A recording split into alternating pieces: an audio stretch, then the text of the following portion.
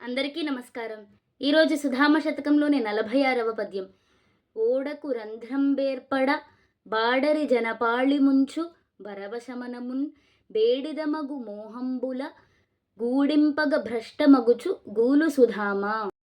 ఓడకున్ నౌకకు నావకు రంధ్రం బేర్పడన్ చిల్లుపడగా పాడరి పాడుపడి జనపాళిం జనసమూహమును ప్రయాణికులను ముంచున్ ముంపునకు గురిచేయును పరవశమనమున్ స్వవశములో లేని అనగా ఇతరమైన కాంక్షలు కోరికలు ఈర్ష్యలు మొదలైన మాయల యొక్క వశములోనున్న మనస్సు బేడిదమగు భయంకరమైన మోహంబులన్ కూడింపగన్ మోహమాయతో సదా కలగలసియుండుట వలన భ్రష్టమగుచున్ కూలున్ భ్రష్టమగుచూ నశించును.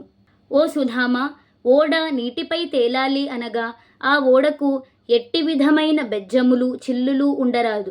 చిల్లు పడినచో చుట్టూ ఉన్న నీరు లోపలికి చేరుట వలన ఓడ మునిగి యాత్రికుల మరణావస్థకు కారణమగును.